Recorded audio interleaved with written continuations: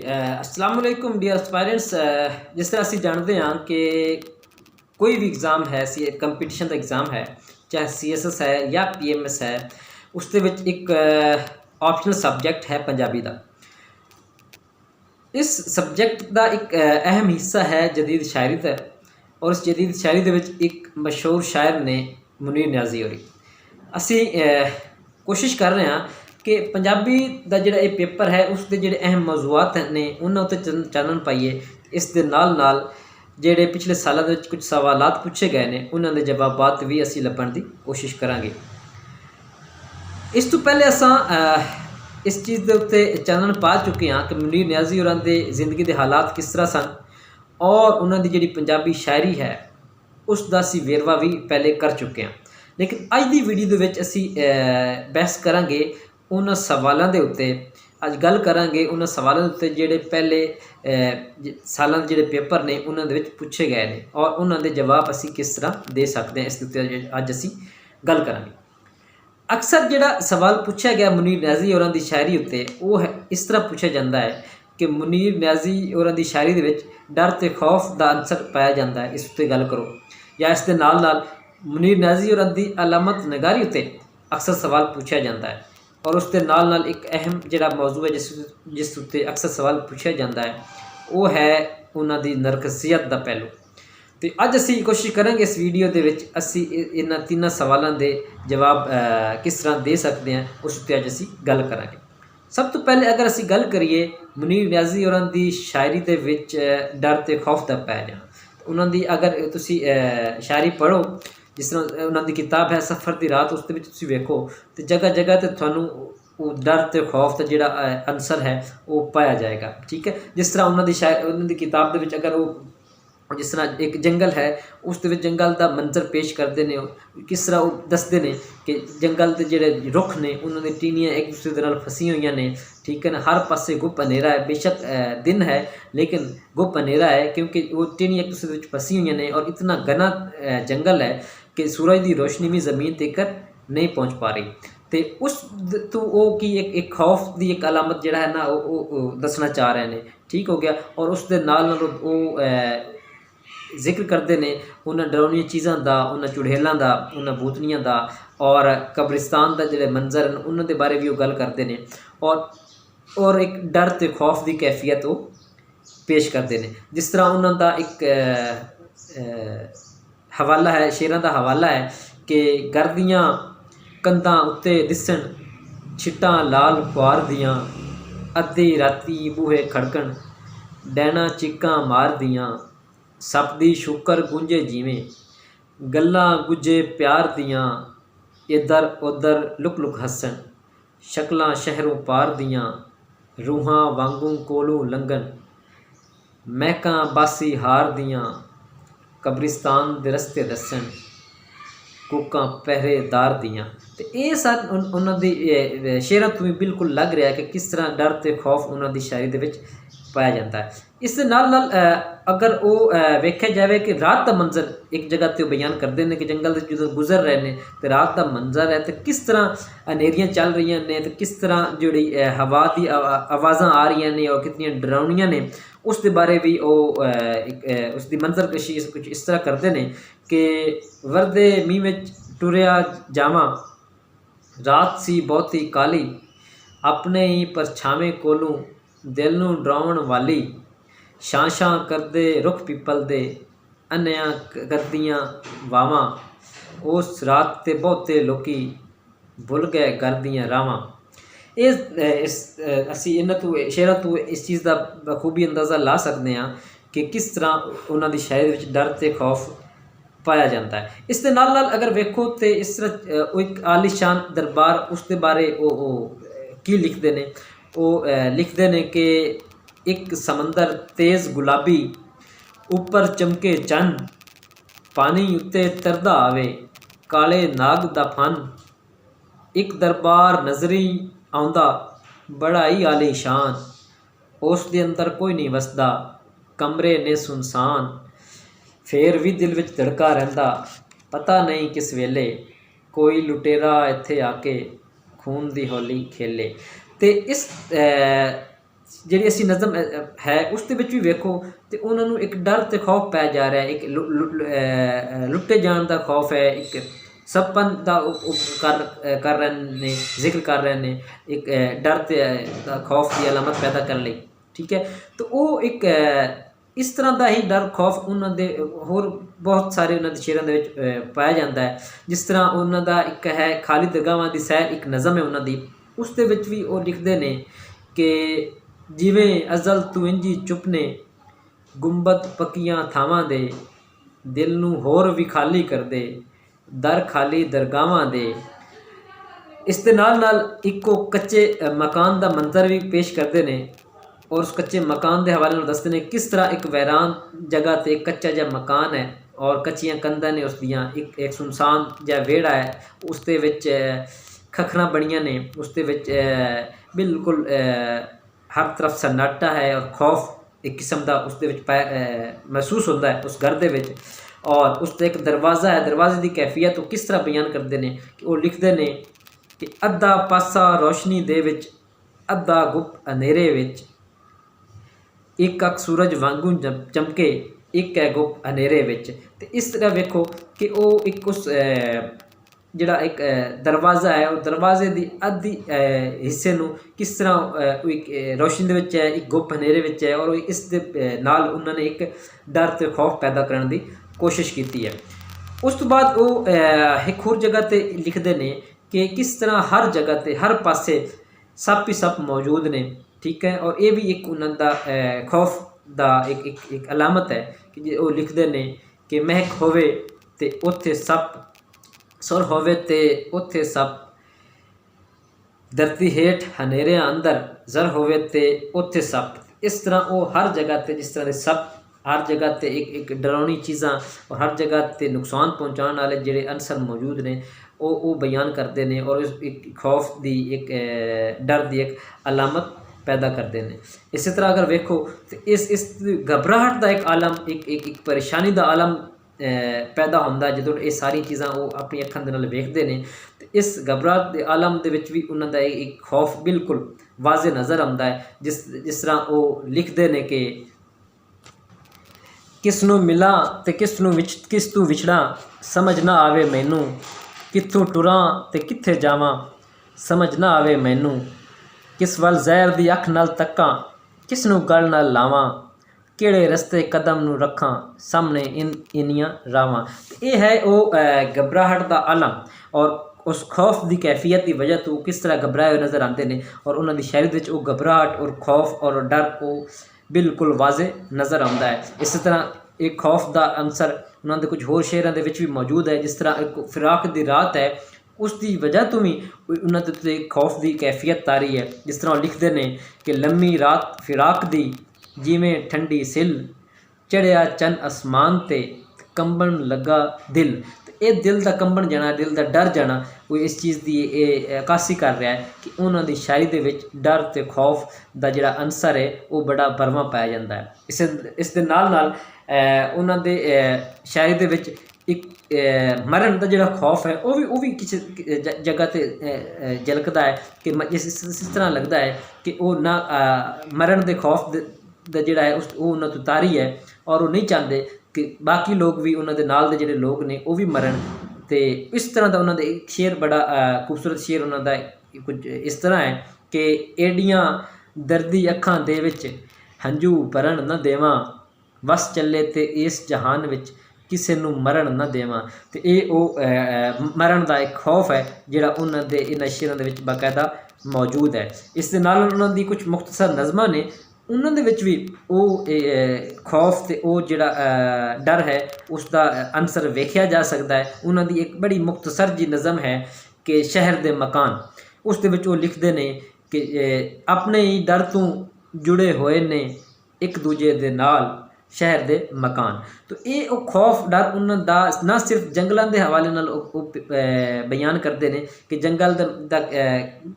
ਜਿਹੜੇ ਮੰਜ਼ਰਕਸ਼ੀ ਹੈ, ਖਾਲੀ ਦਰਗਾਹਾਂ ਦੀ ਸੈਰ ਹੈ, ਮਰਨ ਦਾ ਖੌਫ ਹੈ, ਉਸ ਦੇ ਨਾਲ ਨਾਲ ਉਹ ਇਹ ਹਰ ਜਗ੍ਹਾ 'ਤੇ ਉਹਨਾਂ ਨੂੰ ਖੌਫ ਦਾ ਜਿਹੜਾ ਇੱਕ ਅੰਸਰ ਹੈ ਉਹ ਮੌਜੂਦ ਹੈ। ਉਹ ਉਹਨਾਂ ਨੂੰ ਹਰ ਜਗ੍ਹਾ 'ਤੇ ਖੌਫ ਜਿਸ ਤਾਰੀ ਹੈ ਪੂਰੀ ਦੁਨੀਆ 'ਤੇ, ਉਹ ਉਹਨਾਂ ਨੂੰ ਹਰ ਜਗ੍ਹਾ 'ਤੇ ਝਲਕਦਾ ਹੈ। ਔਰ ਇਸ ਵਜ੍ਹਾ ਤੋਂ ਉਹਨਾਂ ਨੂੰ ਲੱਗਦਾ ਹੈ ਕਿ ਜਿਹੜੇ ਸ਼ਹਿਰ ਦੇ ਮਕਾਨ ਵੀ ਅਗਰ ਇੱਕ ਦੂਜੇ ਦੇ ਨਾਲ ਬਿਲਕੁਲ ਇੱਕ ਦੂਜੇ ਨਾਲ ਜੁੜੇ ਹੋਏ ਨੇ, ਇੱਕ ਦੂਸਰੇ ਦੇ ਨਾਲ ਲੱਗੇ ਹੋਏ ਨੇ, ਉਹ ਵੀ ਉਹ ਕਹਿੰਦੇ ਨੇ ਕਿ ਇਹ ਇੱਕ ਖੌਫ ਦੀ ਵਜ੍ਹਾ ਤੋਂ ਇੱਕ ਦੂਜੇ ਦੇ ਨਾਲ ਜੁੜੇ ਹੋਏ ਨੇ। ਔਰ ਇਸ ਤਰ੍ਹਾਂ ਉਹਨਾਂ ਦੀ ਸ਼ਾਇਰੀ ਦੇ ਵਿੱਚ ਇਹ ਖੌਫ ਤੇ ਇਹ ਜਿਹੜਾ ਡਰ ਹੈ ਉਹ ਬੜਾ ਬਰਮਾ ਪੈ ਜਾਂਦਾ ਹੈ। ਔਰ ਇਸ ਤਰ੍ਹਾਂ ਜਿਹੜਾ ਅਗਰ ਸਵਾਲ ਪੁੱਛਿਆ ਜਾਂਦਾ ਹੈ ਕਿ ਉਹਨਾਂ ਦੀ ਸ਼ਾਇਰੀ ਦੇ ਵਿੱਚ ਖੌਫ ਤੇ ਡਰ ਦਾ ਬੜਾ ਬਰਮਾ ਅਨਸਰ ਪੈ ਜਾਂਦਾ ਹੈ, ਤੇ ਉਸ 'ਤੇ ਗੱਲ ਕਰੋ। ਅਸੀਂ ਇਹਨਾਂ ਜਿਹੜੇ ਨੁਕਾਤ ਅਸੀਂ ਜਿਹਨਾਂ 'ਤੇ ਅਸੀਂ ਗੱਲ ਕੀਤੀ ਹੈ ਉਹਨਾਂ ਦੇ ਰਾਹੀਂ ਅਸੀਂ ਆਪਣੇ ਸਵਾਲ ਦਾ ਜਵਾਬ ਲਿਖ ਸਕਦੇ ਹਾਂ। ਔਰ ਉਸ ਦੇ ਨਾਲ ਜਿਹੜੇ ਸ਼ੇਰ ਅਸੀਂ ਨਾਲ ਕੋਟ ਕੀਤੇ ਨੇ ਉਹਨਾਂ ਸ਼ੇਰਾਂ ਰਾਹੀਂ ਅਸੀਂ ਆਪਣੀ ਗੱਲ ਨੂੰ ਮਜ਼ੀਦ ਐਮਫੈਟਿਕ ਬਣਾ ਸਕਦੇ ਹਾਂ, ਜਾਂ ਅਸੀਂ ਉਸ ਨੂੰ ਜਿਹੜਾ ਐਗਜ਼ਾਮੀਨਰ ਹੈ ਉਸ ਨੂੰ ਆਪਣੀ ਗੱਲ ਮਨਵਾ ਸਕਦੇ ਹਾਂ। ਅੱਛਾ, ਇਸ ਦੇ ਨਾਲ ਇੱਕ ਬੜਾ ਹੋਰ ਅਹਿਮ ਸਵਾਲ ਹੈ, ਉਹ ਆਉਂਦਾ ਹੈ ਉਹਨਾਂ ਦਾ ਅਲਾਮਤ ਨਗਾਰੀ ਦੇ ਹਵਾਲੇ ਨਾਲ ਕਿ ਮੁਨੀਰ ਨਿਆਜ਼ੀ ਦੀ ਅਲਾਮਤ ਨਗਾਰੀ ਉੱਤੇ ਚਾਨਣ ਪਾਓ। ਇਸ ਤਰ੍ਹਾਂ ਸਵਾਲ ਪੁੱਛਿਆ ਜਾਂਦਾ ਹੈ। ਅਤੇ ਇਹਦੇ ਵਿੱਚ ਇੱਕ ਬੜੀ ਅਹਿਮ ਚੀਜ਼ ਹੈ, ਅਕਸਰ ਜਿਹੜੇ ਸਟੂਡੈਂਟਸ ਨੇ ਉਹ ਇਸ ਚੀਜ਼ ਤੋਂ ਥੋੜ੍ਹਾ ਜਿਹਾ ਘਬਰਾ ਜਾਂਦੇ ਨੇ ਕਿ ਸ਼ਾਇਦ ਇਸ ਵਾਸਤੇ ਉਹਨਾਂ ਨੂੰ ਕੋਈ ਅਲੱਗ ਤੋਂ ਕੋਈ ਸਵਾਲ ਦਾ ਜਵਾਬ ਤਿਆਰ ਕਰਨਾ ਪਏਗਾ। ਐਸਾ ਕੁਝ ਨਹੀਂ ਹੈ। ਅਗਰ ਤੁਸੀਂ ਗੌਰ ਨਾਲ ਵੇਖੋ ਕਿ ਉਹਨਾਂ ਨੇ ਜਿਹੜੀ ਅਲਾਮਤਾਂ ਦਾ ਇਸਤੇਮਾਲ ਕੀਤਾ ਹੈ, ਉਹ ਅਲਾਮਤਾਂ ਉਹਨਾਂ ਨੇ ਡਰ ਅਤੇ ਖੌਫ ਵਾਸਤੇ ਹੀ ਇਸਤੇਮਾਲ ਕੀਤੀਆਂ ਨੇ। ਠੀਕ ਹੋ ਗਿਆ, ਮਤਲਬ ਡਰ ਅਤੇ ਖੌਫ ਪੈਦਾ ਕਰਨ ਲਈ ਉਹਨਾਂ ਨੇ ਅਲਾਮਤਾਂ ਰਾਹੀਂ ਤੁਸੀਂ ਇਸ ਤਰ੍ਹਾਂ ਕਹਿ ਸਕਦੇ ਹੋ ਕਿ ਅਲਾਮਤਾਂ ਰਾਹੀਂ ਉਹਨਾਂ ਨੇ ਡਰ ਅਤੇ ਖੌਫ ਪੈਦਾ ਕਰਨ ਦੀ ਕੋਸ਼ਿਸ਼ ਕੀਤੀ ਹੈ। ਅਤੇ ਦੋ ਅਲੱਗ-ਅਲੱਗ ਸਵਾਲ ਨੇ, ਲੇਕਿਨ ਇਹਨਾਂ ਦੋਵਾਂ ਸਵਾਲਾਂ ਦਾ ਇੱਕੋ ਹੀ ਜਵਾਬ ਹੈ ਕਿ ਤੁਸੀਂ ਅਗਰ ਡਰ ਅਤੇ ਖੌਫ ਦੇ ਬਾਰੇ ਉਹ ਗੱਲ ਕਰਦਾ ਹੈ ਤਾਂ ਅਸੀਂ ਉਸ ਨੂੰ ਡਰ ਅਤੇ ਖੌਫ ਦੇ ਹਵਾਲੇ ਨਾਲ ਉਹਨਾਂ ਸ਼ੇਰਾਂ ਨੂੰ ਕੋਟ ਕਰਾਂਗੇ। ਅਗਰ ਉਹ ਅਲਾਮਤ ਨਿਗਾਰੀ ਦੇ ਹਵਾਲੇ ਨਾਲ ਗੱਲ ਕਰਦਾ ਤਾਂ ਫਿਰ ਅਸੀਂ ਉਹਨਾਂ ਅਲਾਮਤਾਂ ਨੂੰ, ਔਰ ਉਹੀ ਅਲਾਮਤਾਂ ਇਹਨਾਂ ਸ਼ੇਰਾਂ ਦੇ ਵਿੱਚ ਹੀ ਮੌਜੂਦ ਨੇ, ਅਤੇ ਅਸੀਂ ਉਹਨਾਂ ਅਲਾਮਤਾਂ ਦਾ ਜ਼ਿਕਰ ਸਿਰਫ ਕਰਾਂਗੇ ਔਰ ਹਵਾਲੇ ਦੇ ਤੌਰ 'ਤੇ ਇਹ ਸ਼ੇਰ ਅਸੀਂ ਉੱਥੇ ਕੋਟ ਕਰ ਸਕਦੇ ਹਾਂ। ਅਤੇ ਇਸ ਤਰ੍ਹਾਂ ਅਸੀਂ ਇਹਨਾਂ ਦੋਵਾਂ ਸਵਾਲਾਂ ਦੇ ਇਹਨਾਂ ਜਿਹੜੇ ਨੁਕਾਤ ਉਹਨਾਂ ਨੂੰ ਸਾਹਮਣੇ ਰੱਖਦੇ ਹੋਏ ਅਤੇ ਇਹਨਾਂ ਹੀ ਸ਼ੇਰਾਂ ਰਾਹੀਂ ਅਸੀਂ ਆਪਣੀ ਗੱਲ ਨੂੰ ਮਨਵਾ ਸਕਦੇ ਹਾਂ। ਤੀਸਰਾ ਇੱਕ ਜਿਹੜਾ ਅਹਿਮ ਪਹਿਲੂ ਹੈ ਉਹ ਹੈ ਉਹਨਾਂ ਦੀ ਸ਼ਾਇਰੀ ਦੇ ਵਿੱਚ ਨਰਗਸੀਅਤ ਦਾ, ਕਿ ਨਰਗਸੀਅਤ ਉਹਨਾਂ ਦਾ ਅਨਸਰ ਉਹਨਾਂ ਦੀ ਸ਼ਾਇਰੀ ਦੇ ਵਿੱਚ ਵੀ ਬੜਾ ਪੈ ਜਾਂਦਾ ਹੈ। ਜਿਸ ਤਰ੍ਹਾਂ ਉਰਦੂ ਦੇ ਵਿੱਚ ਮਿਰਜ਼ਾ ਗਾਲਿਬ ਦੇ ਵਿੱਚ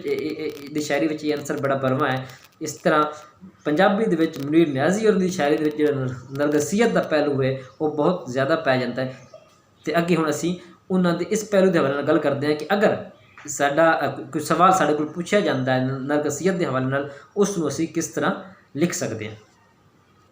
ਜੀ, ਨਰਗਸੀਅਤ ਦਾ ਮਤਲਬ ਹੁੰਦਾ ਹੈ ਕਿ ਕਿਸੇ ਵੀ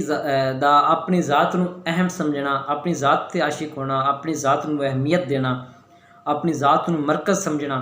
ਅਤੇ ਆਪਣੀ ਹੀ ਜ਼ਾਤ ਦੇ ਬਾਰੇ ਆਪਣੀ ਜ਼ਾਤ ਨੂੰ ਚੰਗਿਆਂ ਸਮਝਣਾ,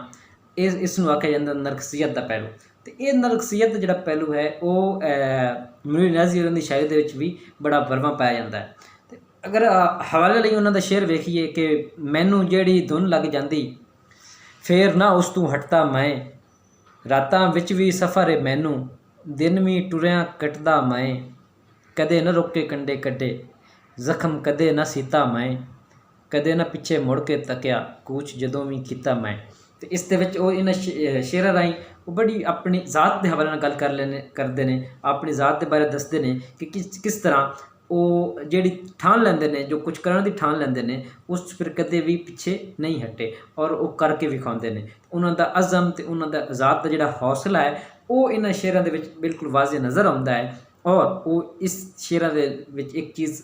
ਦਾ ਜਿਹੜਾ ਅਨਸਰ ਜਿਹੜਾ ਪੈ ਜਾਂਦਾ ਉਹ ਹੈ ਉਹ ਨਰਗਸੀਅਤ ਦਾ। ਆਪਣੀ ਜ਼ਾਤ ਦੇ ਬਾਰੇ ਉਹ ਦੱਸਦੇ ਨੇ ਕਿ ਕਿਸ ਤਰ੍ਹਾਂ ਉਹਨਾਂ ਦੀ ਜ਼ਾਤ ਜੋ ਠਾਣ ਲੈਂਦੀ ਹੈ ਉਹ ਕਰਕੇ ਵਿਖਾਉਂਦੀ ਹੈ, ਅਤੇ ਇਸ ਤਰ੍ਹਾਂ ਉਹਨਾਂ ਦਾ ਇੱਕ ਨਰਗਸੀਅਤ ਦਾ ਪਹਿਲੂ ਇਹਨਾਂ ਸ਼ੇਰਾਂ ਦੇ ਵਿੱਚ ਮੌਜੂਦ ਹੈ। ਉਸ ਤੋਂ ਬਾਅਦ ਇੱਕ ਹੋਰ ਉਹਨਾਂ ਦਾ ਬੜਾ ਸ਼ੇਰ ਵੇਖੋ ਕਿ ਜਿਸ ਦੇ ਵਿੱਚ ਉਹ ਲਿਖਦੇ ਨੇ, ਆਪਣੀ ਜ਼ਾਤ ਦੇ ਬਾਰੇ ਦੱਸਦੇ ਨੇ ਕਿ ਉਹਨਾਂ ਦੀ ਆਪਣੀ ਮਹਿਸੂਸਾਤ ਦੇ ਬਾਰੇ ਦੱਸਦੇ ਨੇ, ਆਪਣੇ ਇਕੱਲੇ ਹੋਣ ਦੇ ਬਾਵਜੂਦ ਉਹ ਕੀ ਆਖਦੇ ਨੇ। ਉਹ ਲਿਖਦੇ ਨੇ ਕਿ ਵਹਿਮ ਨਾ ਰੱਖਿਆ ਜਾਨ ਦਾ, ਨਾ ਦੁਨੀਆ ਦਾ ਗਮ, ਫਿਕਰ ਨਾ ਫਾਕਾ ਹੋਰ ਦਾ, ਅਤੇ ਕੱਲਮ ਕੱਲਾ ਦਮ। ਅਤੇ ਉਹ ਆਪਣੀ ਜ਼ਾਤ ਬੇਸ਼ੱਕ ਇਕੱਲੇ ਨੇ ਆਪਣੀ ਜ਼ਾਤ ਦੇ ਵਿੱਚ, ਲੇਕਿਨ ਉਸ ਦੇ ਬਾਵਜੂਦ ਵੀ ਉਹ ਆਖਦੇ ਨੇ ਕਿ ਉਹਨਾਂ ਨੂੰ ਕਿਸੇ ਦਾ ਕੋਈ ਫਿਕਰ ਫਾਕਾ ਨਹੀਂ, ਕੋਈ ਕਿਸੇ ਕਿਸਮ ਦਾ ਗਮ ਨਹੀਂ। ਉਹ ਆਪਣੀ ਜ਼ਾਤ ਦੇ ਵਿੱਚ ਹੀ ਉਸੇ ਤਰ੍ਹਾਂ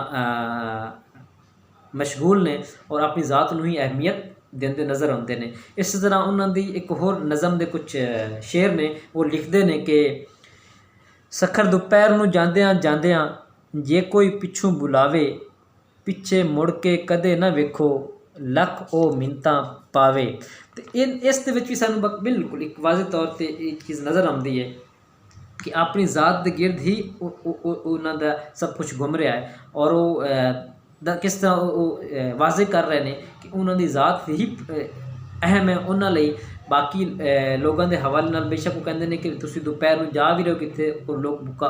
ਬੁਲਾਉਂਦਾ ਤੁਹਾਨੂੰ ਪਿੱਛੋਂ, ਤੁਸੀਂ ਪਿੱਛੇ ਮੁੜ ਕੇ ਨਹੀਂ ਵੇਖਣਾ, ਬੇਸ਼ੱਕ ਉਹ ਮਿੰਨਤਾਂ ਪਾਉਂਦਾ ਰਹੇ। ਮਤਲਬ ਤੁਸੀਂ ਅੱਗੇ ਚੱਲਣਾ ਹੈ, ਅੱਗੇ ਵਧਣਾ ਹੈ, ਤੁਸੀਂ ਇਰਾਦਾ ਕਰ ਲਿਆ ਤੁਸੀਂ ਫਿਰ ਅੱਗੇ ਹੀ ਵਧਣਾ ਹੈ। ਔਰ ਆਪਣੀ ਜ਼ਾਤ ਦੇ ਹਵਾਲੇ ਨਾਲ ਉਹ ਇਸ ਤਰ੍ਹਾਂ ਗੱਲ ਕਰਦੇ ਨੇ। ਤੇ ਇਹ ਵੀ ਇੱਕ ਨਰਗਸੀਅਤ ਦਾ ਪਹਿਲੂ ਇਸ ਨਜ਼ਮ ਦੇ ਕੁਝ ਸ਼ੇਰਾਂ ਦੇ ਰਾਹੀਂ ਵੀ ਅਸੀਂ ਵੇਖ ਸਕਦੇ ਹਾਂ। ਇਸ ਦੇ ਨਾਲ ਅਗਰ ਤੁਸੀਂ ਵੇਖੋ ਤਾਂ ਇੱਕ ਉਹਨਾਂ ਦੀ ਹੋਰ ਨਜ਼ਮ ਹੈ, ਉਸ ਦੇ ਵਿੱਚ ਉਹ ਬੜੀ ਵਾਜ਼ਿਹ ਤੌਰ 'ਤੇ ਨਰਗਸੀਅਤ ਦਾ ਅੰਸਰ ਪੈ ਜਾਂਦਾ ਔਰ ਬੜੀ ਸੱਚੀ ਅਤੇ ਸੁੱਚੀ ਮਿਸਾਲ ਨਰਗਸੀਅਤ ਦੀ ਇਸ ਨਜ਼ਮ ਦੇ ਵਿੱਚ ਵੀ ਮੌਜੂਦ ਹੈ। ਉਹ ਲਿਖਦੇ ਨੇ ਕਿ ਸੁਣਨੀ ਕੁੜੀਏ ਰੰਗਾਂ ਦੀ ਪੁੜੀਏ, ਮੈਂ ਟੁਰ ਜਾਵਾਂਗਾ ਮੁੜ ਕੇ ਨਹੀਂ ਆਵਾਂਗਾ, ਫੇਰ ਪਛਤਾਏਂਗੀ ਹੱਸ ਕੇ ਬੁਲਾਏਂਗੀ ਰੋ ਕੇ ਬੁਲਾਏਂਗੀ, ਫੇਰ ਵੀ ਨਹੀਂ ਆਵਾਂਗਾ, ਉੱਚੇ ਅਸਮਾਨ ਦਾ ਤਾਰਾ ਬਣ ਜਾਵਾਂਗਾ, ਦੂਰ ਦੂਰ ਰਵਾਂਗਾ ਅਤੇ ਤੈਨੂੰ ਤੜਪਾਵਾਂਗਾ। ਅਤੇ ਇਹ ਉਹ ਨੰਨੀ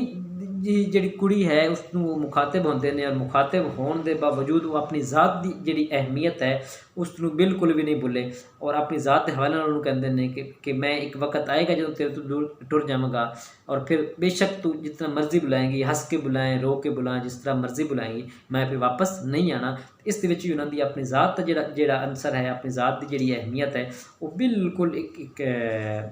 ਬਰਵਾਂ ਅੰਸਰ ਮੌਜੂਦ ਇਸ ਦੇ ਵਿੱਚ। ਔਰ ਇਸੇ ਅੰਸਰ ਨੂੰ ਅਸੀਂ ਨਰਗਸੀਅਤ ਦਾ ਪਹਿਲੂ ਆਖਿਆ ਜਾਂਦਾ ਹੈ, ਔਰ ਜਿਹੜਾ ਕਿ ਉਹਨਾਂ ਦੀ ਸ਼ਾਇਰੀ ਦੇ ਵਿੱਚ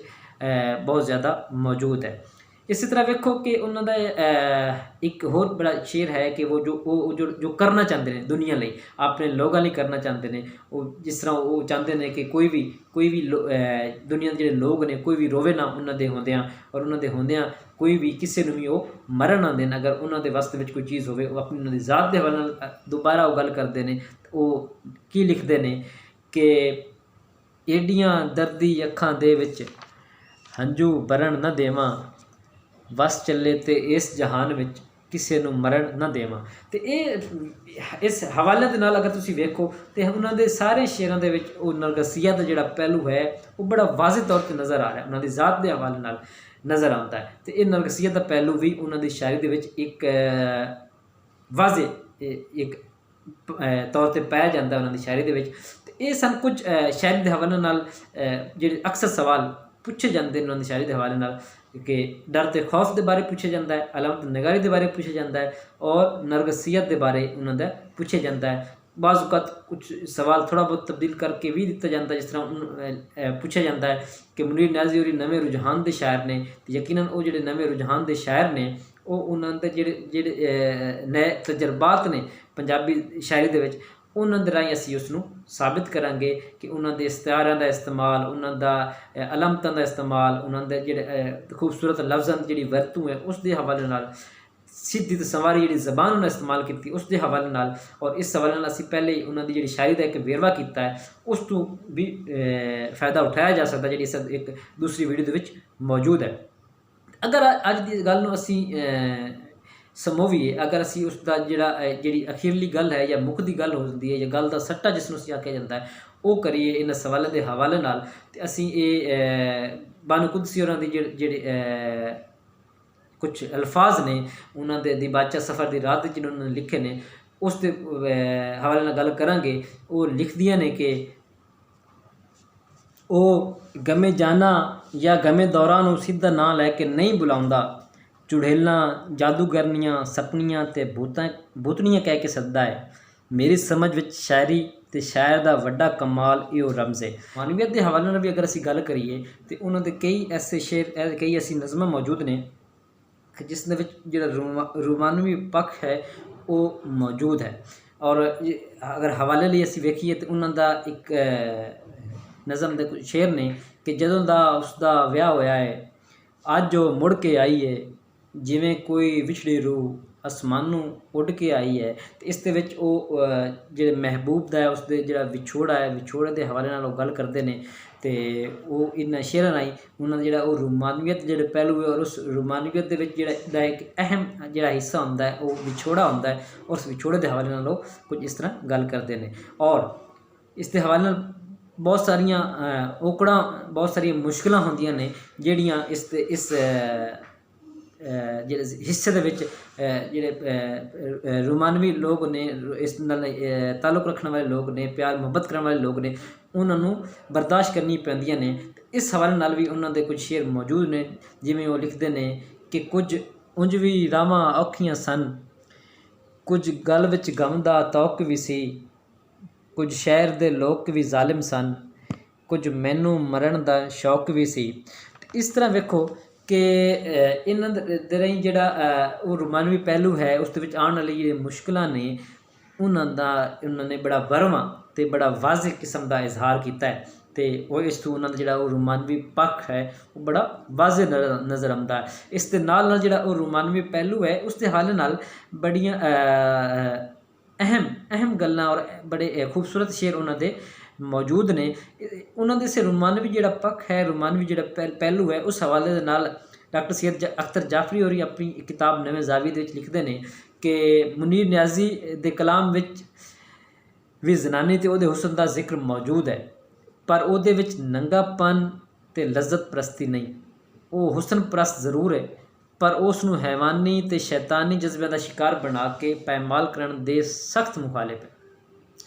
ਉਹ ਫੁੱਲਾਂ ਨੂੰ ਟਹਿਣੀ ਉੱਤੇ ਪੀਂਘ ਜੂਟਦਿਆਂ ਵੇਖ ਕੇ ਖੁਸ਼ ਹੁੰਦਾ ਹੈ, ਪਰ ਉਸ ਨੂੰ ਤਲੀ ਉੱਤੇ ਮਸਲਣ ਦੇ ਹੱਕ ਵਿੱਚ ਨਹੀਂ, ਕਿਉਂ ਜੇ ਉਹ ਹੁਸਨ ਨੂੰ ਕੁਮਲਾਇਆ ਹੋਇਆ ਵੇਖ ਨਹੀਂ ਸਕਦਾ। ਔਰ ਉਹ ਕੁਮਲਾਇਆ ਹੁਸਨ ਵੇਖ ਕਿਉਂ, ਉਹਨਾਂ ਦਾ ਇੱਕ ਬਿਲਕੁਲ ਵਾਜ਼ਿਹ ਸ਼ੇਰ ਇਸ ਹਵਾਲੇ ਨਾਲ ਮੌਜੂਦ ਹੈ ਕਿ ਪਿਆਰ ਕਰਨ ਤੋਂ ਕਾਫੀ ਪਹਿਲੇ ਕਿੰਨੀ ਸੋਹਣੀ ਲੱਗਦੀ ਸੀ, ਆਪਣੇ ਮਰਨ ਤੋਂ ਕਾਫੀ ਪਹਿਲੇ ਕਿੰਨੀ ਸੋਹਣੀ ਲੱਗਦੀ ਸੀ। ਅਤੇ ਇਹ ਉਹਨਾਂ ਦੇ ਉਹ ਰੋਮਾਨਵੀ ਪਹਿਲੂ ਜਿਸ ਦੇ ਹਵਾਲੇ ਨਾਲ ਉਹ ਪਿਆਰ ਕਰਨਾ, ਰੋਮਾਨਵੀਅਤ, ਉਸ ਦੇ ਹਿੱਸੇ ਵਿੱਚ ਆਉਣ ਵਾਲੀਆਂ ਮੁਸ਼ਕਿਲਾਂ, ਔਕੜਾਂ, ਮੁਸੀਬਤਾਂ ਅਤੇ ਉਹ ਵਿਛੋੜੇ, ਉਸ ਦਾ ਉਹ ਬਿਆਨ ਕਰਦੇ ਨੇ। ਠੀਕ ਹੈ, ਇਸ ਦੇ ਨਾਲ ਅਗਰ ਵੇਖੋ ਕਿ ਉਹਨਾਂ ਦਾ ਇੱਕ ਹੋਰ ਬੜਾ ਅਹਿਮ ਪਹਿਲੂ ਹੈ ਕਿ ਉਹ ਰੋਮਾਨਵੀਅਤ ਦੇ ਹਵਾਲੇ ਨਾਲ ਚਾਹੁੰਦੇ ਨੇ ਕੋਈ ਦੁੱਖ ਦਰਦ, ਕੋਈ ਤਕਲੀਫ ਜਿਹੜਾ ਹੈ ਉਹਨਾਂ ਦੇ ਜਿਹੜੇ ਚਾਹਣ ਵਾਲੇ ਲੋਕ ਨੇ, ਜਾਂ ਜਿਹੜੇ ਉਹ ਲੋਕ ਜਿਨ੍ਹਾਂ ਨੂੰ ਉਹ ਚਾਹੁੰਦੇ ਨੇ, ਉਹਨਾਂ ਨੂੰ ਕਿਸੇ ਕਿਸਮ ਦੀ ਕੋਈ ਦੁੱਖ ਤਕਲੀਫ ਨਾ ਹੋਵੇ। ਇਸ ਹਵਾਲੇ ਨਾਲ ਉਹਨਾਂ ਦਾ ਸ਼ੇਰ ਹੈ ਕਿ ਏਡੀਆਂ ਦਰਦੀ ਅੱਖਾਂ ਦੇ ਵਿੱਚ ਹੰਝੂ ਵਰਨ ਨਾ ਦੇਵਾਂ, ਵਸ ਚੱਲੇ ਤੇ ਇਸ ਜਹਾਨ ਵਿੱਚ ਕਿਸੇ ਨੂੰ ਮਰਨ ਨਾ ਦੇਵਾਂ। ਅਤੇ ਇਹਨਾਂ ਸ਼ੇਰਾਂ ਨਾਲ ਵੀ ਬਿਲਕੁਲ ਇੱਕ ਚੀਜ਼ ਵਾਜ਼ਿਹ ਨਜ਼ਰ ਆਉਂਦੀ ਹੈ ਕਿ ਕਿਸ ਤਰ੍ਹਾਂ ਰੋਮਾਨੀਅਤ ਜਿਹੜਾ ਪਹਿਲੂ ਹੈ ਉਹ ਉਹਨਾਂ ਦੀ ਸ਼ਾਇਰੀ ਦੇ ਵਿੱਚ ਮੌਜੂਦ ਹੈ। ਇਸ ਦੇ ਨਾਲ ਕੁਝ ਹੋਰ ਹਵਾਲੇ ਦੇ ਲਈ ਉਹਨਾਂ ਦੇ ਸ਼ੇਰ ਵੇਖੋ ਕਿ ਉੱਚਿਆਂ ਮਕਾਨਾਂ ਦੀਆਂ ਰੰਗਲੀਆਂ ਬਾਰੀਆਂ ਨੇ, ਰਾਤ ਦੇ ਸ਼ਿਕਾਰੀਆਂ ਨੇ ਜ਼ੁਲਫਾਂ ਖਿਲਾਰੀਆਂ ਨੇ, ਰਹਿੰਦਾ ਹੈ ਜ਼ਮੀਨ ਉੱਤੇ ਚੰਨ ਨਾਲ ਯਾਰੀਆਂ ਨੇ, ਦਿਲ ਬੇਈਮਾਨ ਦੀਆਂ ਲੰਮੀਆਂ ਉਡਾਰੀਆਂ ਨੇ। ਅਤੇ ਉਹ ਦਿਲ ਦੀਆਂ ਉਡਾਰੀਆਂ ਯਕੀਨਨ ਉਸ ਰੋਮਾਨੀਅਤ ਦੇ ਪਿੱਛੇ ਹੁੰਦੀਆਂ ਨੇ, ਉਸ ਪਿਆਰ ਮੁਹੱਬਤ ਦੇ ਪਿੱਛੇ ਹੁੰਦੀਆਂ ਨੇ, ਔਰ ਇਹ ਉਡਾਰੀਆਂ ਉਹਨਾਂ ਦਾ ਜਿਹੜਾ ਇਹ ਰੋਮਾਨੀਅਤ ਦਾ ਪਹਿਲੂ ਹੈ ਉਸ ਦੇ ਹੋਣ ਦੀ ਦਲੀਲ ਨੇ। ਇਸ ਦੇ ਨਾਲ ਵੇਖੋ ਉਹਨਾਂ ਦੀ ਇੱਕ ਬੜੀ ਮੁਖਤਸਰ ਜਿਹੀ ਇੱਕ ਨਜ਼ਮ ਹੈ, ਇੱਕ ਹਕੀਕਤ, ਅਤੇ ਉਸ ਦੇ ਵਿੱਚ ਵੀ ਉਹ ਜਿਹੜਾ ਇਹ ਰੋਮਾਨੀਅਤ ਹੈ, ਪਿਆਰ ਮੁਹੱਬਤ ਹੈ, ਔਰ ਉਸ ਦੇ ਵਿੱਚ ਜਿਹੜੇ ਵਿਛੋੜੇ ਨੇ, ਉਹਦੇ ਜਿਹੜੇ ਮੁਸੀਬਤਾਂ ਨੇ, ਉਹਦਾ ਜਿਹੜਾ ਇਕੱਲਾਪਨ ਉਸ ਦਾ ਇਜ਼ਹਾਰ ਕਰਦੇ ਨੇ। ਉਹਨਾਂ ਦੀ ਇੱਕ ਬਿਲਕੁਲ ਮੁਖਤਸਰ ਨਜ਼ਮ, ਇੱਕ ਹਕੀਕਤ, ਉਸ ਵਿੱਚੋਂ ਲਿਖਦੇ ਨੇ ਕਿ ਇਹ ਵੀ ਸੱਚ ਹੈ ਕਿ ਵਿਛੜਨ ਵੇਲੇ ਦੁੱਖ ਵੀ ਕਾਫੀ ਹੁੰਦਾ ਹੈ। ਔਰ ਇਸ ਨਜ਼ਮ ਦੇ ਵਿੱਚ ਉਹ ਵਿਛੋੜੇ ਦਾ ਬਿਆਨ ਬੜੇ ਖੂਬਸੂਰਤ ਅੰਦਾਜ਼ ਦੇ ਨਾਲ ਅਤੇ ਬੜੇ ਮੁਖਤਸਰ ਅੰਦਾਜ਼ ਦੇ ਨਾਲ ਉਹ ਬਿਆਨ ਕਰਦੇ ਨੇ ਆਪਣੀ ਇਸ ਮੁਖਤਸਰ ਜੀ ਨਜ਼ਮ ਦੇ ਵਿੱਚ। ਅਤੇ ਇਸ ਤਰ੍ਹਾਂ ਉਹਨਾਂ ਦੇ ਸ਼ਾਇਰੀ ਦੇ ਵਿੱਚ ਜਿਹੜਾ ਰੋਮਾਨੀਅਤ ਦਾ ਪਹਿਲੂ ਹੈ ਉਹ ਬੜਾ ਬਰਵਾਂ ਹੈ, ਬੜਾ ਉਗੜਵਾਂ ਹੈ, ਅਤੇ ਅਸੀਂ ਇਹਨਾਂ ਸ਼ੇਅਰਾਂ ਰਾਹੀਂ ਉਹਨਾਂ ਦੇ ਇਸ ਪਹਿਲੂ ਨੂੰ ਸਪੋਰਟ ਕਰ ਸਕਦੇ ਹਾਂ। ਆਪਣੇ ਜਿਹੜਾ ਸਾਡਾ ਜਵਾਬ ਹੈ ਉਸ ਜਵਾਬ ਨੂੰ ਐਗਜ਼ਾਮੀਨਰ ਤੱਕ ਪਹੁੰਚਾਉਣ ਲਈ, ਐਗਜ਼ਾਮੀਨਰ ਤੱਕ ਆਪਣੀ ਇਸ ਗੱਲ ਨੂੰ ਪੂਰਾ ਕਰਨ ਲਈ ਇਹਨਾਂ ਸ਼ੇਅਰਾਂ ਰਾਹੀਂ ਅਸੀਂ ਇਸ ਗੱਲ ਨੂੰ ਸਾਬਿਤ ਕਰ ਸਕਦੇ ਹਾਂ ਕਿ ਮੁਨੀਰ ਨਿਆਜ਼ੀ ਹੋਰਾਂ ਦੀ ਸ਼ਾਇਰੀ ਦੇ ਵਿੱਚ ਜਿਹੜਾ ਉਗੜਵਾਂ ਪਹਿਲੂ ਇੱਕ ਰੋਮਾਨੀਅਤ ਦਾ ਵੀ ਮੌਜੂਦ ਹੈ। ਅਤੇ ਇਹ ਸਨ ਕੁਝ ਅਹਿਮ ਉਨਵਾਨਾਤ ਜਿਸ ਉੱਤੇ ਅਕਸਰ ਪੰਜਾਬੀ ਦੇ ਪਰਚੇ ਵਿੱਚ ਮੁਨੀਰ ਨਿਆਜ਼ੀ ਹੋਰਾਂ ਉੱਤੇ ਸਵਾਲ ਪੁੱਛਿਆ ਜਾਂਦਾ ਹੈ, ਅਤੇ ਅਸੀਂ ਕੋਸ਼ਿਸ਼ ਕੀਤੀ ਕਿ ਇਹਨਾਂ ਸਵਾਲਾਂ ਦੇ ਜਵਾਬ ਅਸੀਂ ਕਿਸ ਤਰ੍ਹਾਂ ਦੇ ਸਕਦੇ ਹਾਂ ਔਰ ਹਵਾਲੇ ਲਈ ਅਸੀਂ ਕਿਹੜੇ ਸ਼ੇਰ ਇਹਨਾਂ ਦੇ ਅਸੀਂ ਇਸਤੇਮਾਲ ਕਰ ਸਕਦੇ ਹਾਂ, ਲਿਖ ਸਕਦੇ ਹਾਂ ਆਪਣੇ ਉਸ ਜਵਾਬ ਨੂੰ ਖੂਬਸੂਰਤ ਬਣਾਉਣ ਲਈ।